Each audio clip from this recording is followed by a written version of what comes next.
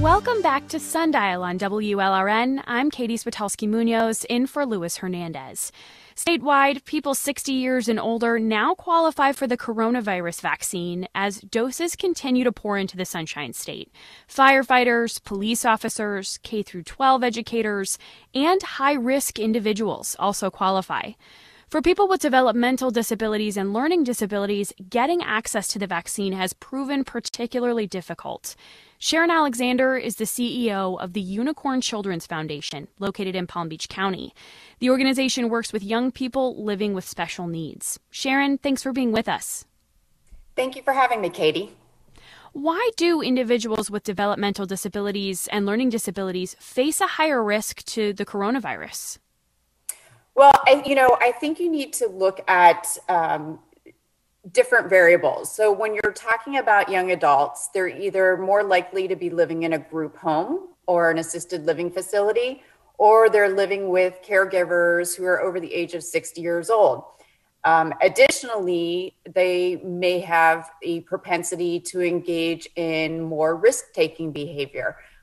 Sometimes their challenges associated with their disabilities makes it impossible for them to abide by CDC guidance, right? So maintaining physical distancing, wearing the mask can be a sensory overload for individuals. Practicing consistent good hygiene may be a challenge. So all of these variables put together make it, put them at greater risk of contracting the COVID vaccine. There has been some data reported out of England, not necessarily replicated in the US, but that death rates for people with learning disabilities is more than 4 times higher than the general population. And I think you meant to say contracting the COVID-19 virus, not the vaccine. Oh, yes, I'm so sorry. Yes. No. I'm curious, Sharon, what have been the challenges so far for parents or caregivers trying to navigate COVID-19 with their children or adult children who live with developmental or learning disabilities? Well, I think we're all experiencing challenges in navigating the system. It's almost like we're building this plane as we're flying it, as new things come out and we have to adapt and change our behaviors. For individuals with disabilities that may have processing challenges or sensory overload, it makes it very difficult for them to be going in for testing, vaccinations, if they are able to access the vaccinations, being able to stand in a line for a long duration may make that opportunity inaccessible and not happen.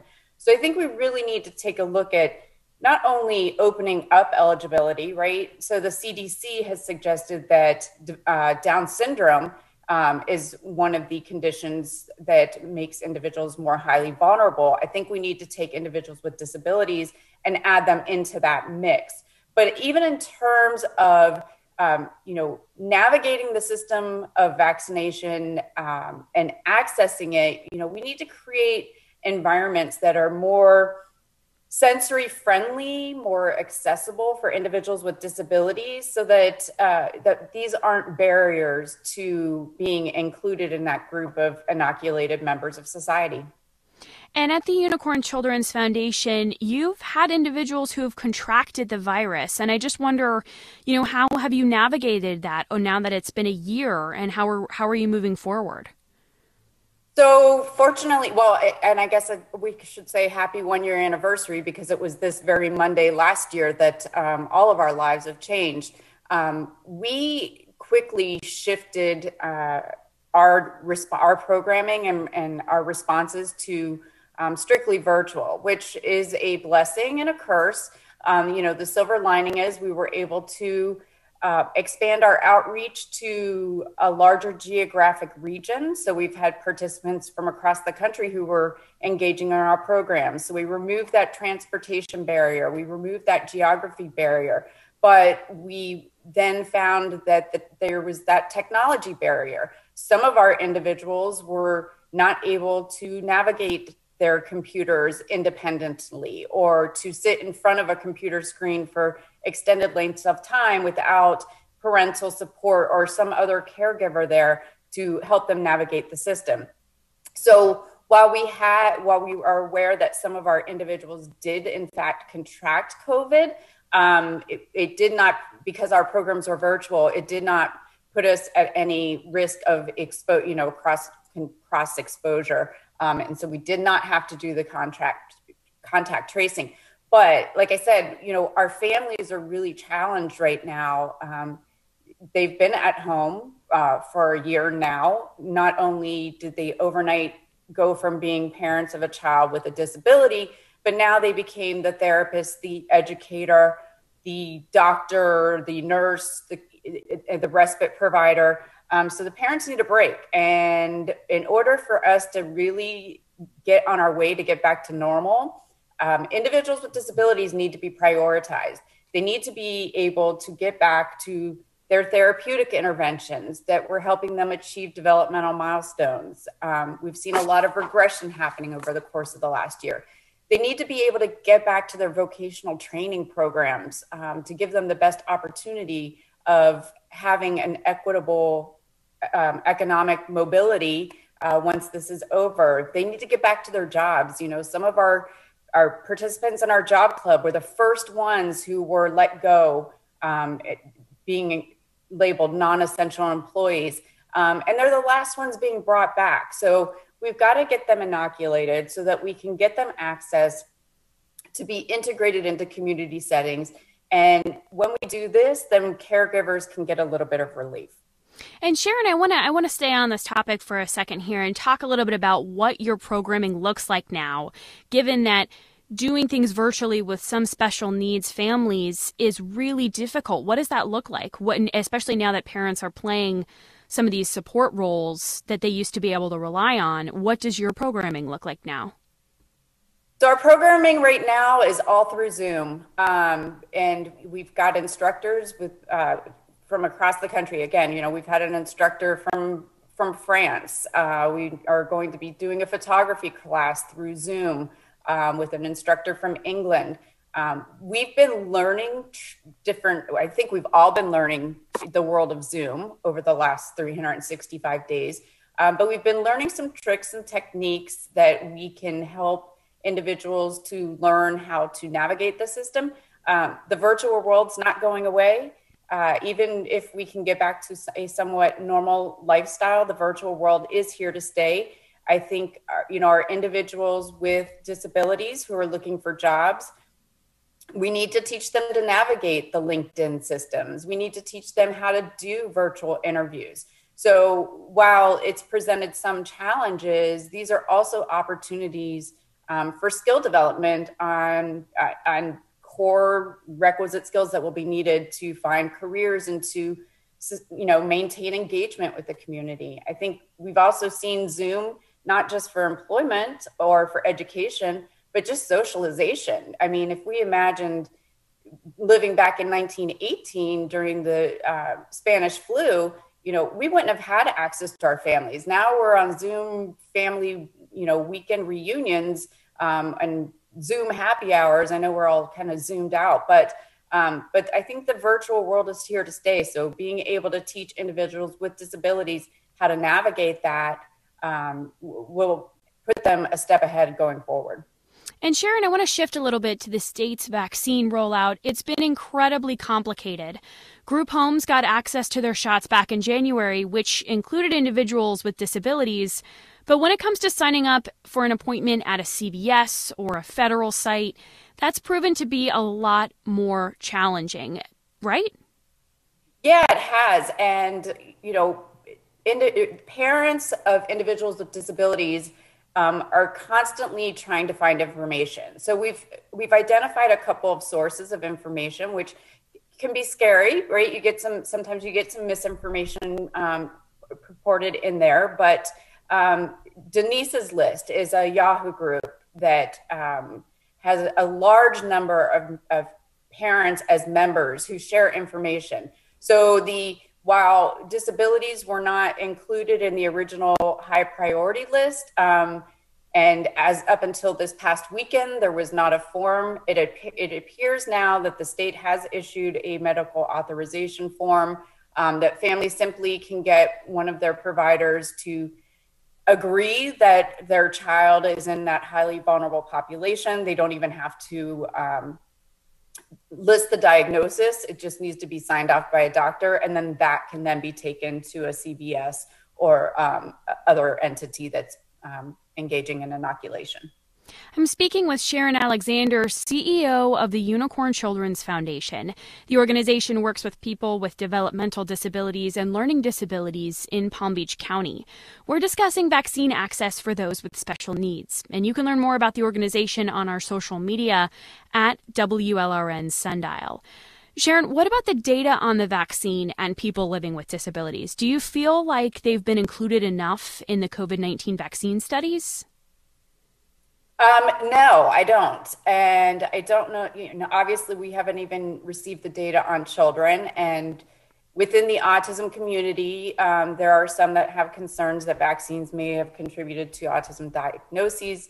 The sciences debunk that, but, there are still some firm believers. So I think even if we had open access to the vaccines, I think that individuals with disabilities would probably be vaccinated at a lower level, which is a concern, because I think the vaccines are probably going to be our pathway back into some degree of normalcy. Well, I wonder too, you work with young people so that they can also pursue careers. And I know we just talked a little bit about LinkedIn, but a lot of the jobs available for individuals with special needs require interaction in the public. So can you talk about how important the vaccine is for individuals to be able to work again? Yeah, I think that this is our pathway back to normalcy, and it's going to be an interesting couple of years. We've got conversations going on over whether we can require or mandate vaccines in order to return to the workplace, and how is that going to impact individuals with disabilities. Individuals with disabilities are 3 times more likely to have comorbidities of diabetes or strokes or cancer. Is that morbidity level going to be, or comorbidity level going to be so high that they're going to avoid the vaccines? And then is that going to be a barrier to accessing employment opportunities? I think, again, there's so much we don't know yet as we transition or try to transition back into normal. There's going to be a lot of questions that will be constantly need to be considered and explored. Have you partnered with any companies or nonprofit organizations to specifically hire people with disabilities? I just wonder if you're in conversation with folks about how these individuals can return to work. Yeah, we, as part of our programming, we've created the Special Needs Advisory Coalition of Palm Beach County.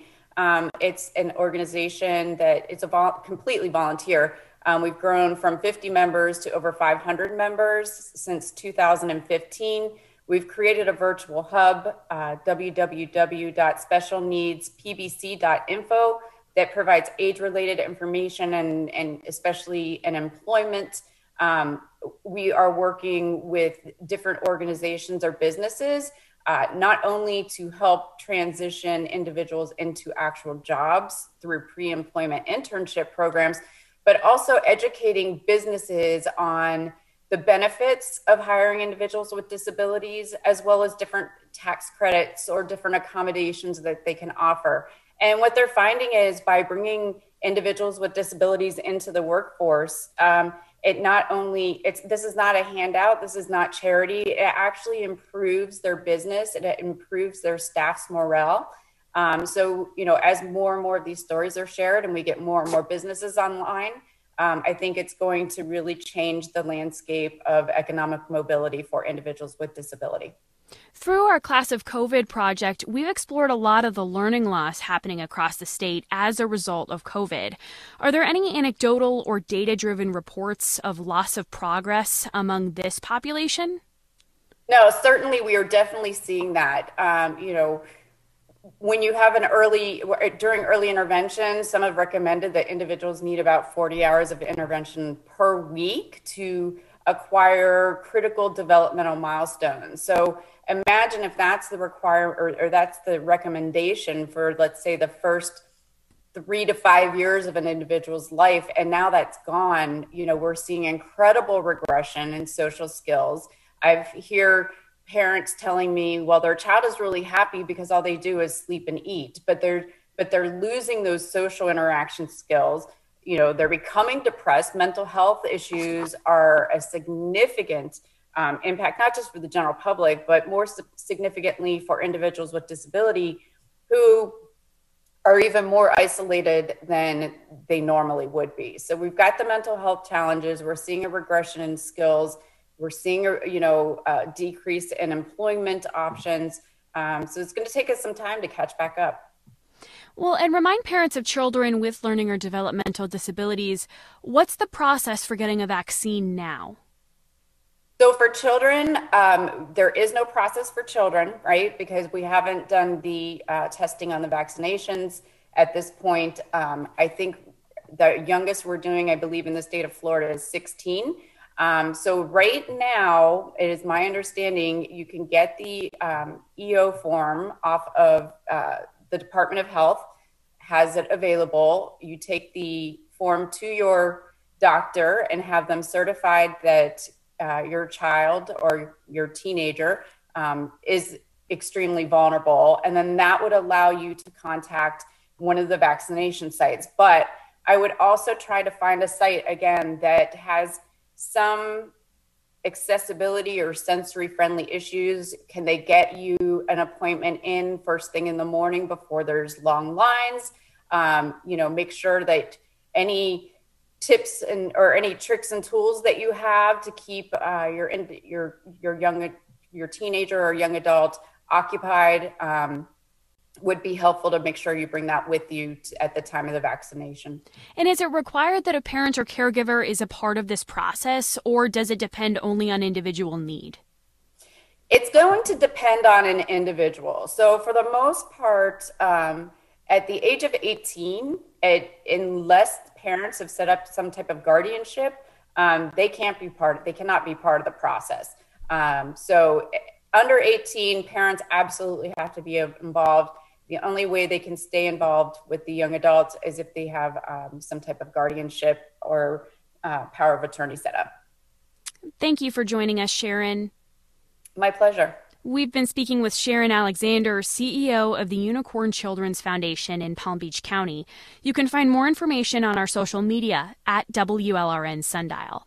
Still to come, we continue our focus on those with disabilities, looking at the deaf community and an inclusive art event at the Frost.